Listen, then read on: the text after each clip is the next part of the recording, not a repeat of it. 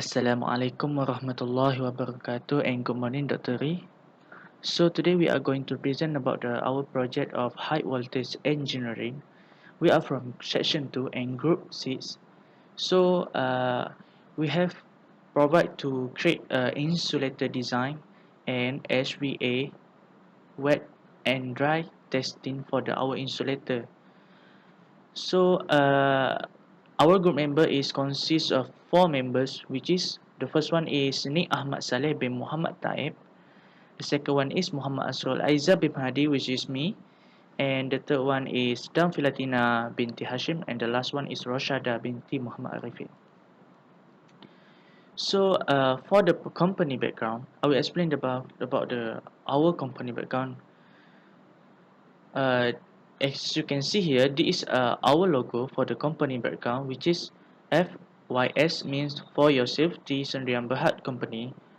We have created consists of 4 members, and it's such a limited members for our company. So it's Sendirian Berhad, and this our motto: safety is a choice our make. This means our company are really take note about the safety, and we are going to improve our safety for our insulator design. So our company only design an insulator, provide and better insulator. So we move to the next slide. So this is me as a project manager, which is Muhammad Asra Aizam bin Mahadi, and the second one is Ni Ahmad Salim binti Muhammad Tan as electrical engineering, and Roshada binti Muhammad Arifin as a designer engineer, and the last one is Dam Filadina bin Hashim as a mechanical engineer. So let's get started with the introduction of this project. We are from FYS Insulator Syndrome Berhad are required to design an insulator. As we know, insulator has the function in electrical part and mechanical part. For electrical part, we it is used to uh, resist the current flow through the conductor. Meanwhile, for mechanical part, it is used to give the support to the conductor despite its weight and any additional loads.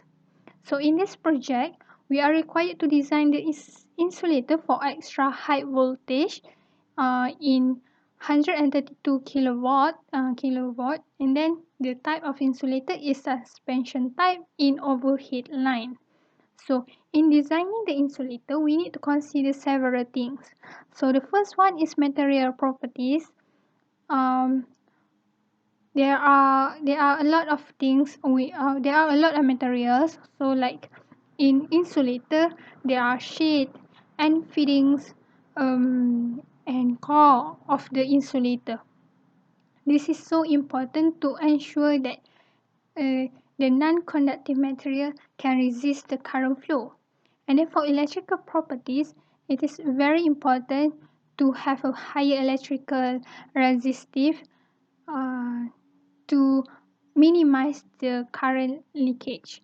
And then for mechanical characteristics, this is so important uh, in terms of the size, the diameter, to give the good support for the insulator. So now let's go through to the objectives of this project. The first one is to simulate the high voltage and electromagnetic fields distribution by using finite element method magnetics FEMM software. This is one of the software in FEA. And then the next one is to analyze the performance of the prototype, our insulator, when stressed by environmental impact using FEMM software as well. And then the last objective that we need to achieve is to be able to work efficiently in a group in solving engineering problems related to high voltage in a given time. Okay, once we come out with the design of the insulator based on many aspects that we need to consider, the material, the size, the diameter. So we use FEMM software to firstly simulate the HV and EM field distribution. And then the second one is we use this software to analyze the performance of the insulator model. So I will proceed about the materials. Material of concept design. So as you can see here, you can see that our design for the insulator, which is we have 13 discs. Each disc have 11 kilowatt, 11 kilowatt, and the rod on the center of the disc is made by fiber reinforced rod, FRP, and the disc made by silicon rubber, and the hole made from the steel. So the next one is our 3D design. So this 3D design made from our designer using AutoCAD. So as you can see here, by design and 3D insulator, you can see from the top view, from you, from the side view, you can see more other view in the AutoCAD software. The next one is 3D design of the sizing of the 3D design. So the sizing is, as you can see here, the largest disc is 214 radius, 214 diameter, and the smaller disc is 174 diameter, and the rod is 22 diameter, which is uh, 11 radius equal to 11 millimeters. So this is equal to millimeter per unit.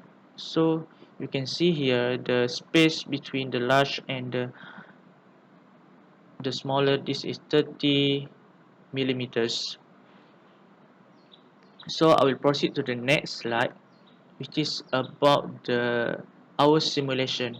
So our simulation are using the FEMM software, which is we need to consider the boundary, the conductor, and the materials. So we are using the axisymmetry, the boundary condition is the open boundary, and the properties of conductor, which is we are setting the our insulator in the transmission line for the 132 kilowatt, and the ground is 0, and the material permittivity is the air is 1, the silicon rubber is 4, the FRP is 5.6, and the steel is 1, and the wet condition for the disc is 80.4, and the dry condition is 1. So these properties will be including the setting properties in the FEAM that will explain the result later. And I will proceed to the flowchart of our project. As you can see here, we start the project by study the insulator, study the type of insulator.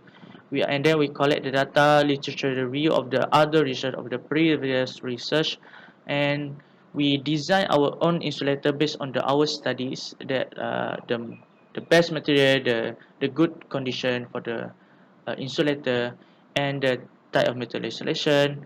And then we design the insulator using the AutoCAD in the 3D modeling, and we design 2D drawing in the FEAM software to analyze the voltage field and electrical field. So you can see here, if the two design in software,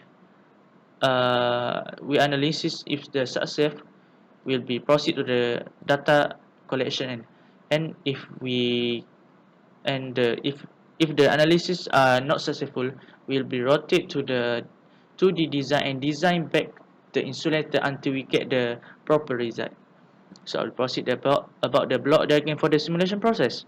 So for the simulation process, uh, for the first thing that you need to do is you need to set in the problem, such as we are going to use the electrostatic problem, and the problem we set to the unit in millimeters, because our sizing of insulator in millimeters, and the type of problem is axis symmetry, which is we only draw half of the insulator to produce the field, and then we design the 2D design in the FEM software. We draw by the proper sizing, by the correct sizing, and then we set in the boundary, the material, and the conductor properties, which is here the properties we set in based on this value.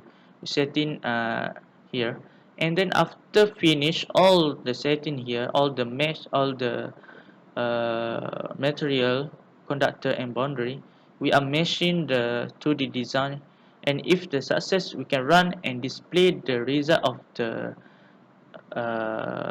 the electrical field and voltage field. So the summary of methodology of the FEA simulation on our prototype insulator design. So the first one we need to do is must study, and the second one we design using the AutoCAD 3D design, and then we are using FEMM software to analyze the 2D design, to analyze the voltage field and electrical field, and then we are going to we obtain the data and analysis the data, and explain about uh, the result that we have using graph or figure. So that's all for me. Thank you. Assalamualaikum warahmatullahi wabarakatuh. My name is Roshada binti Muhammad Arifin. Okay, next I will do the explanation about FEA simulation result and data observation. So this is our prototype that were designed by using FEM software, which is electrostatic problem. This is polymer insulator. This insulator consists of sheets and fitting for both side and core. So as for sheet, it is consists of 30 sheet, which is 6 for the large sheet and 7 for the small sheet. It is consists of 13 sheet because our transmission line is 132 kilovolt. So since the value for the one sheet is 11 kilowatt, so we need 13 sheets to obtain 132 kilowatt. So the material for this insulator is, the sheet is made of silicone rubber. The end fitting for the both side, which is top and lower, is made of steel, and the core is made of fiber reinforced plastic rod, which is FRP.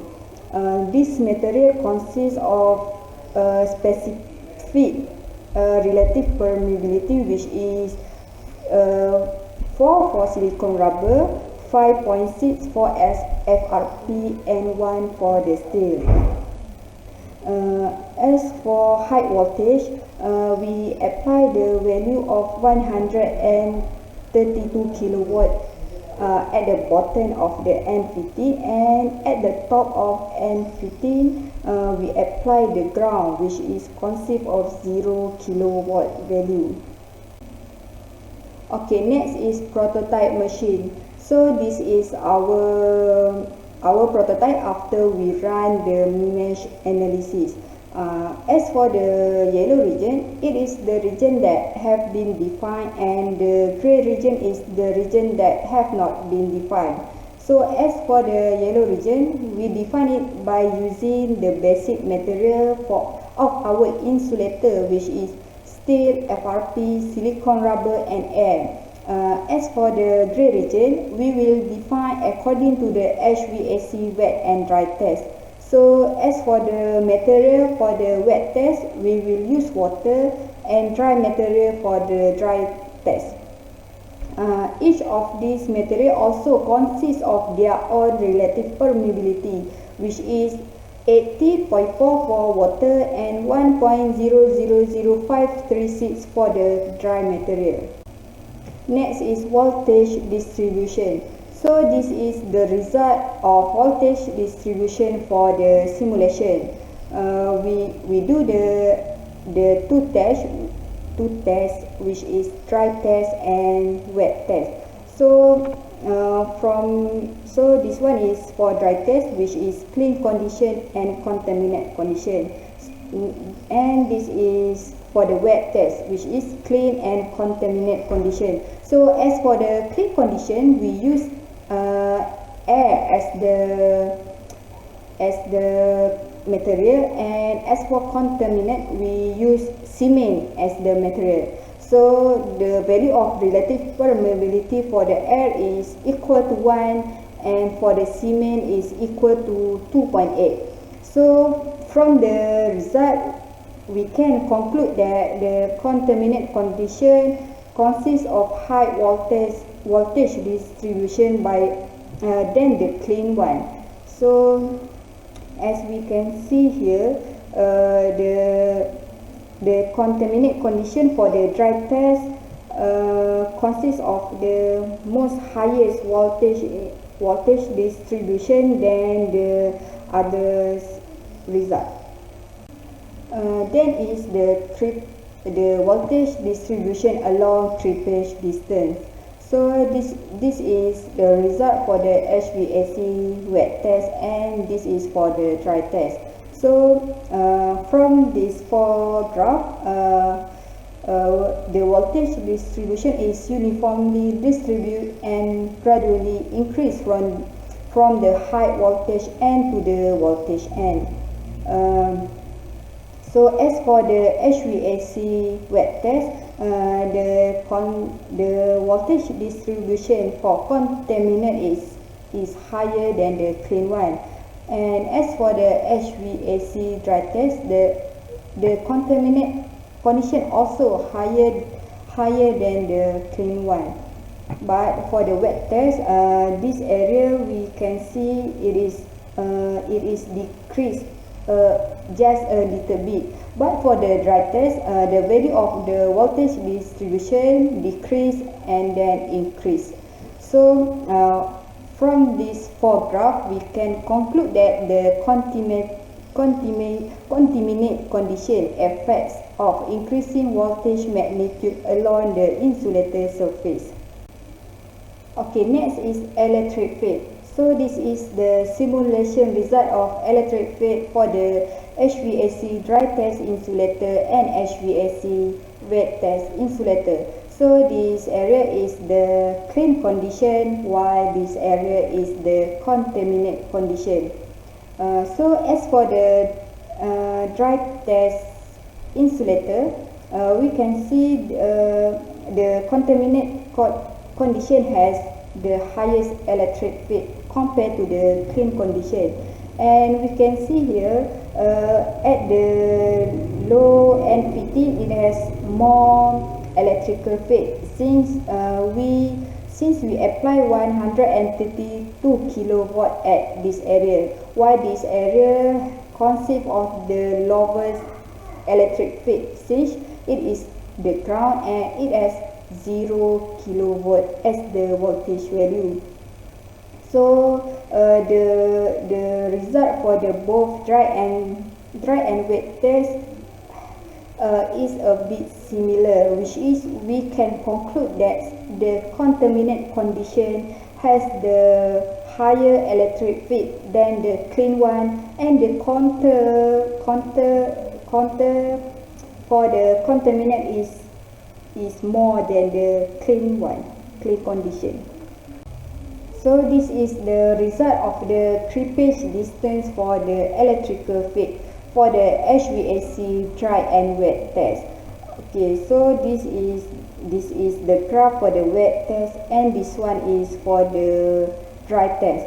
So from both of the tests, the graph is quite similar for the clean and contaminant.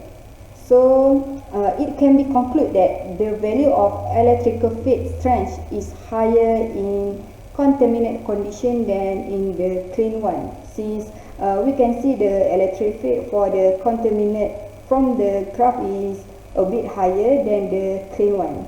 This is the clean one and this is the contaminant. So That's all from me. Assalamualaikum, my name is Ni'amat Salam bin Muhammad Taib. I will present about the brief analysis of FEA simulation result and data observation. Uh, in this test, there are several conditions that has been tested, namely dry and clean, dry and contaminated condition, wet and clean condition, and wet and contaminated condition. These tests are conducted separately, namely dry condition test and wet condition test. The results of the test on the dry and clean condition show that the voltage potential for the dry and clean condition is lower than the voltage potential test found on the insulator for the dry and contaminated condition. This test shows that when the insulator is a dry and contaminated state, it will cause a higher voltage value than when the insulator is in a dry and clean condition.